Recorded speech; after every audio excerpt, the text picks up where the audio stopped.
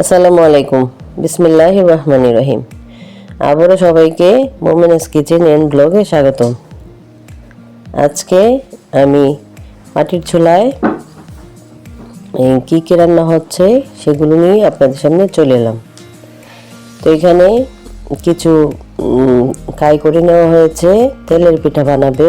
আর এটা একদম সুজি, ডিম আর চিনি দিয়ে হবে, এটা কোনো চালের গুঁড়া দিয়ে হবে না। তো প্রথমে কাইটা বানিয়ে তারপর চুলায় তেল দিয়ে দিল, আর কড়াইয়ের তেল গরম হয়ে গেলে তারপর এখানে পিঠাগুলি অল্প অল্প আছে বানিয়ে নিবে। যেহেতু মাটির চুলা আর লাকড়ি দিয়ে রান্না, এই রান্নাটা সব কিছুই খেতে ভালো লাগে। মানে আপনি মাটির চুলায় যাই রান্না করবেন আপনার খেতেও অনেক মজা হবে।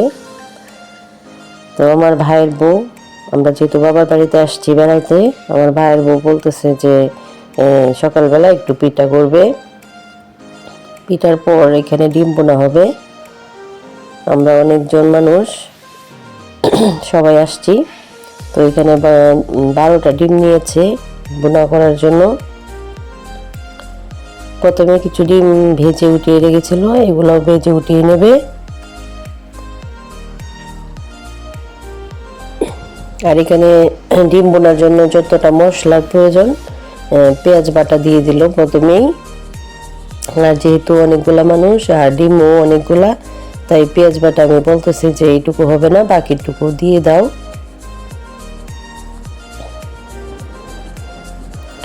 তারপর এখানে আদা বাটা, রসুন বাটা, জিরা বাটা সব কিছু বাটা মশলাই ব্যবহার করা হয়েছে।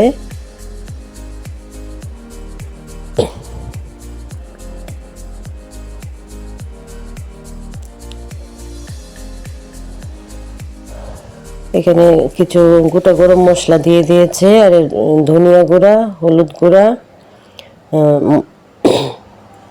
মরিচ গুঁড়া আর পরিমাণ মতো লবণ দিয়ে তারপর এখানে পরিমাণ মতো পানি দিয়ে দিবে।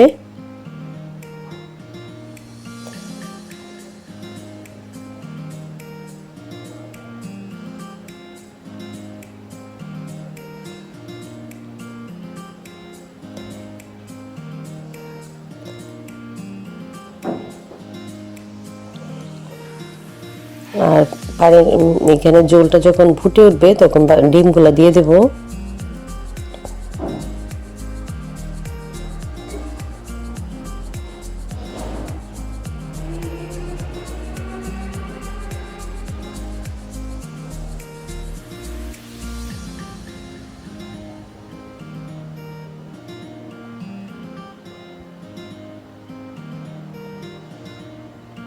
আর এইগুলো ডিম একদম ঘরের, যে হাঁস পালন করে হাঁসের ডিম কিনে আনতে হয় না বাজার থেকে।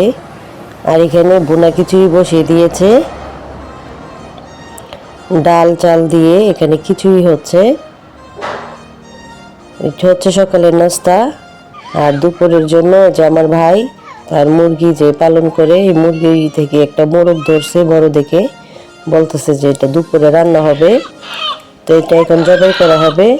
আমার ভিডিওটি যদি আপনাদের ভালো লাগে অবশ্যই লাইক করবেন, কমেন্ট করবেন এবং আমার চ্যানেলটা সাবস্ক্রাইব করে দিবেন। আর যারা ফেসবুক পেজ থেকে দেখতেছেন তারা আমার ফেসবুক পেজটি ফলো করে দিবেন, আর ইউটিউব চ্যানেলটা সাবস্ক্রাইব করে দিবেন। সবাই আমার পাশে থাকবেন এবং আমার আগামী ভিডিওগুলো দেখার জন্য অনুরোধ রইল। তো সবাইকে শুভেচ্ছা জানিয়ে বিদায় নিচ্ছি। আল্লাহ হাফেজ।